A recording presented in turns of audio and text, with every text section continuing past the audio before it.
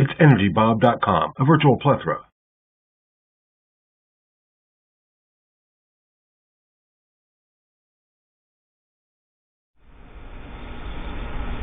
Okay, we're going to make some salsa, and I didn't really have this planned, but we're having this little competition at work, and thought I'd put something in there and see what I can come up with. So what I'd like to start out with is roasting Ancho chilies, or you can buy the Anaheim. There's two different names for the same chili right here, and the jalapeno. And I prefer to do this over a charcoal broiler, but we don't have that right now. Just keep these watched and turned. You see how it's starting to blister. You want to keep them rotating. I'll be back with the final result. Okay, they are ready. The jalapeno was ready a little quicker than the Anaheim. That's a good amount. Now what you want to do here is set it aside, cover it with plastic so you can retain the heat and that'll steam the char off. So we'll get to that. Okay, we're going to do concassé tomatoes. Concassé means peeled, seeded, and diced. Got some nice boiling water, about as boiling as it's going to get in the home. And what you want to start with is you want to get that core out first. And I like to use the knife to do it because it gets down to the bottom, like the sharks, those little round sharks. So sometimes I miss the very bottom of that core, and that's why I like to use the paring knife. There, the core, and then you make an X with the tip, and you make sure that the water is deep enough. I'm going to set that for 1 minute. There it goes, and then make sure that the water is deep enough so that it can be fully submerged. So it'll go for a minute, and you have a bowl of ice water nearby. 15 seconds to go. And that's a minute. So now we just take them out and directly into the ice water. Kill the heat. And then I'm just going to do one for you. Get rid of this. Just grab one of the corners and just pull it down. It's nice and easy.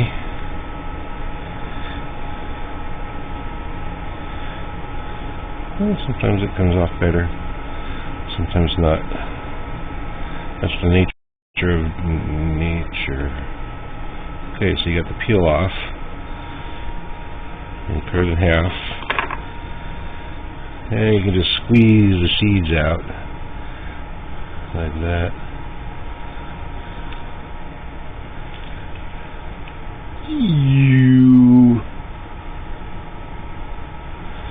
And then take your big boy knife, however size dice you want, and then dice it up.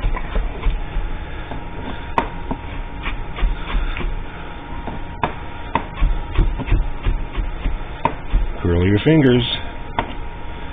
There you go. I don't want that. There you go. And you could also, if you need to go back over it, I see some big chunks. I'm going a little smaller. Just go north-south and then east-west. Just like that. There's another one. Alright. Okay, we're going to check out the blistered peppers. I'm going to go ahead and peel this stuff off.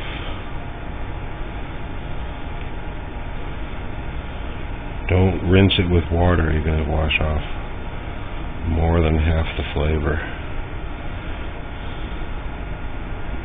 A little bit of charcoal never hurt anybody. All it is carbon. Yeah, a couple seeds. We'll get to those in a minute. Okay. And then here's that jalapeno. You just kind of rub it off with your fingers. Take your tomato rag, and that's fine in the laundry. Okay, and then we'll just chop those up. Now the seeds of the membrane inside the jalapeno. Seeds of the membrane inside the jalapeno are where the heat is. So that's how you want to adjust it, especially the membrane part. This guy right here. So we'll chop these up and we'll put those in everything as well. Okay. Okay, we're gonna start putting it together. We're gonna almost puree the base of the salsa. Now, what I did with the garlic is I roasted it at about 225 for about 2 hours, and it's nice and soft and nice and brown all the way through. I need about a teaspoon and a half. I'm using the base recipe for salsa in my book, Intuitive Cooking, and get this a little chopped up. Now, the reason I'm pre-chopping the vegetables, it may seem like washing your dishes before you put them in the dishwasher. There's the cumin. I got some salt over there. Half a teaspoon of salt, or a quarter teaspoon of salt. The reason I'm chopping them up is because I don't really want to puree them. I just want to give it some texture. Okay, I'm going to leave some texture in there.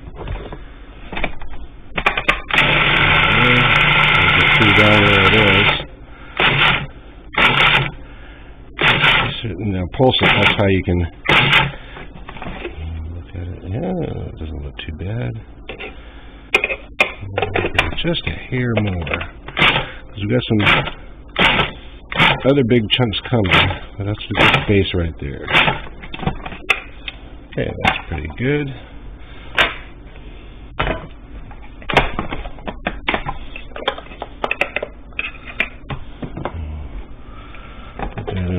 Mixing bowl. Let me recognize it for its use in the concassate tomato event. It's a good little base. Now, I have the roasted Anaheim chopped, and I need 3 ounces, but I ended up only having 2. Should have done 1.5 Anaheims. So I'm going to add some. That's alright. The actual recipe calls for the canned. I'm just kind of making sure there's enough. Now here's the tomatillos. This is the base recipe right here. Okay, that's the base recipe. Alright, a little bit of lime juice too, I believe it has. So I'll squeeze a little bit of that in there.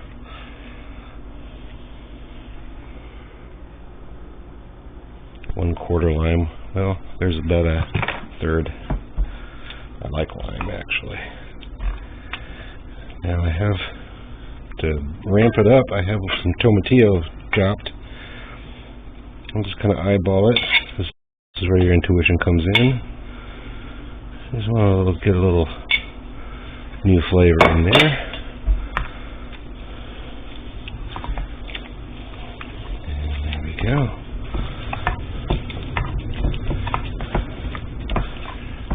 Just mix that up. Nice little salsa. Oh, specks of garlic there. But it's mild. When it's roasted like that, it turns a little mild. The bitterness gets baked out. Probably could have gone a little finer. Oh, yeah, and you also add the tomatoes. That kind of look different. There we go. Now, I have tomato juice standing by to adjust the viscosity.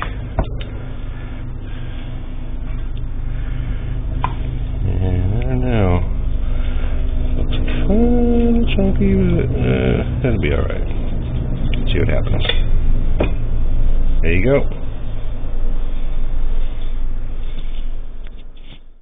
We will return to our program after this word from our sponsor. The preceding and following video is brought to you by the cookbook from which the video is based. Intuitive Cooking, How to Use Your Intuition to Make What You Cook Your Own. Gleaned from a lifetime of interest and 34 years of professional experience in premium properties. There are over 220 easy-to-read, full-page recipes, many with variations, descriptions with tips and techniques used by pros all over the world, including some that are not taught in cooking school. It's designed to be a workbook so you can adjust any recipe for your own tastes. A number 2 pencil with a good eraser is highly recommended. There are no pictures that would interfere with developing your own intuition while cooking. Go to itsenergybob.com, select the culinary page, and order yours today. It's just $17.50.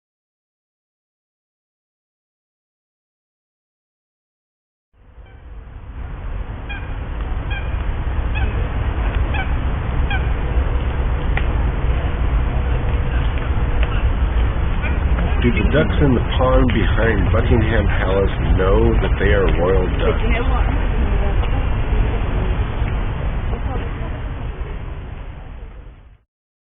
And now, back to our program.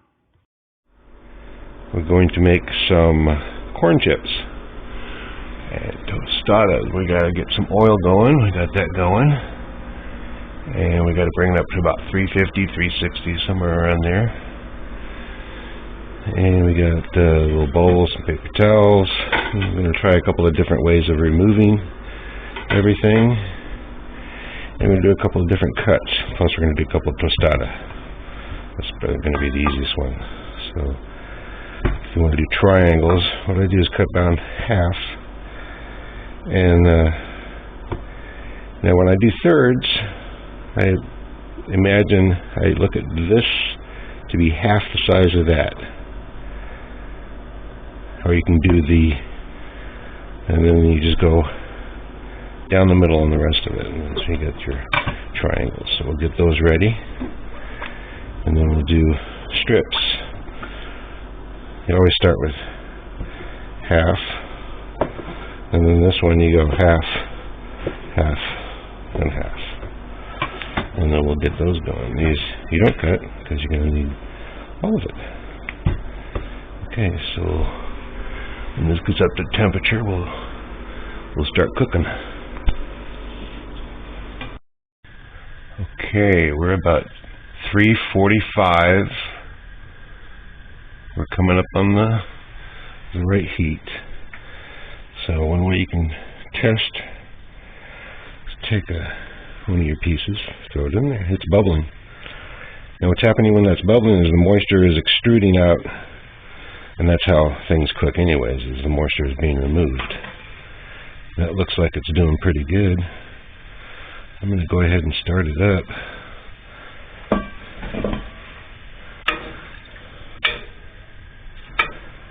Here's my little chip. Okay, so we'll see how that goes. Okay, so now we're in 355. I'm going to reduce the heat down. Try and slow that down. The simmer, as it were. So I'll go ahead and spread them out. You want to do these kind of loose. Not too many at a time. That should be enough. Right there. That bowl has a really good ring to it. Okay. Doesn't take long.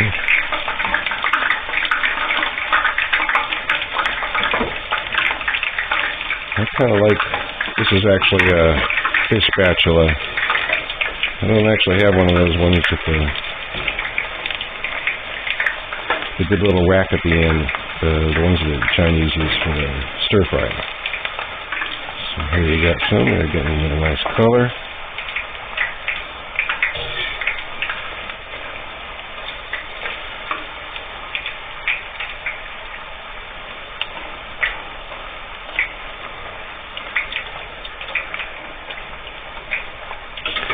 See how now you listen to it too. the bubbling is subsiding. That's another way that you can see that they're done. They're nice and crispy.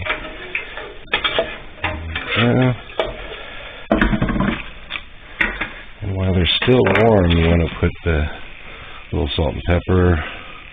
I got a little meat seasoning here. You can also use taco seasoning or Sonoran seasoning. A little more taco seasoning on there. I like that stuff. Meat seasoning. Okay, now let's do the rest of them. Check the temperature. We're about 350. You can probably bring it up a little bit. Just keeping the adjustments right. Now the reason I'm liking this one over this one is because it takes too long for the grease to drip down. Grease, oil, it's all the same thing. Use whatever term you want. The bubbling is starting even now to subside. Do you hear that? Or if you don't hear that, so long as they're still bubbling, you're fine. As soon as the bubbling stops and you let them sit in there, that's when the problems arise. Okay. And the undesirableness, unpalatability. You know, a little salt, a little seasoning, a little shaking around. Okay. And we'll just do the same to these.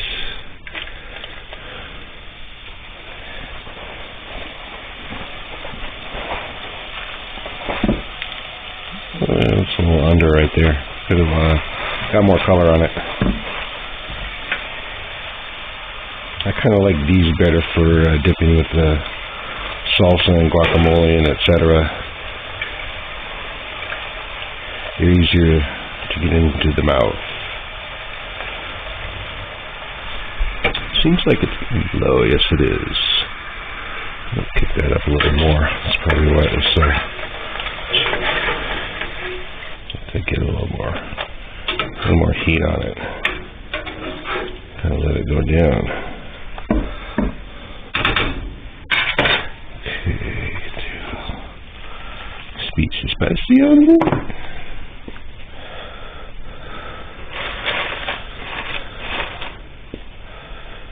Calluses. Okay. Now. Where we are. Oh, it's only like it's under 280. We gotta get this sucker up. It'll just be a couple minutes. In a second. Now, if I start this sentence here and end the sentence here, is that like time travel? Okay, we're back up to speed here. Okay, let's finish up the strips. I'm gonna go a little darker. I think you kind of want to let that bubbling subside before you take them out. Crispy chips. Crispy. Those are getting a little better. And we'll take that. Get those ready. Those are looking a little better. A little better. Here, now you can hear that bubbling subside, huh? You see that one down there? That one never got pulled out. I think that was the test, one of the test ones earlier. There we go. The bubbling is almost gone.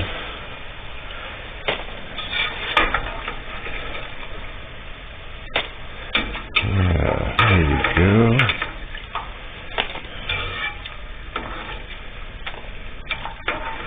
Some corn chips.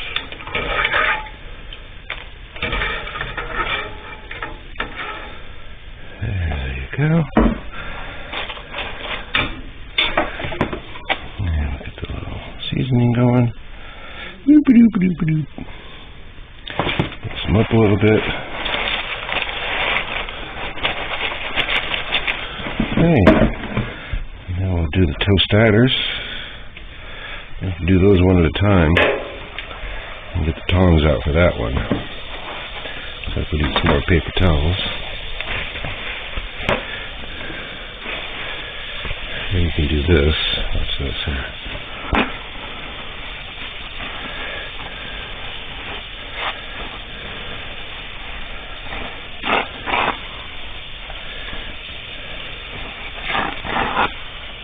Okay. Now, I'll flip this one. Actually, maybe be able to do another one, huh? Get one slipped under there. Still got it on high. Yeah, it's holding right. Good temperature. I don't do this a lot at home, so I'm learning this kind of just as you are. If this is the first time you've seen this kind of stuff, don't waste your time by cooking the rest of them. You can experiment with all that. How many you can put in, what you're comfortable with, and then you hear the bubbles subside. This has a nice color to it.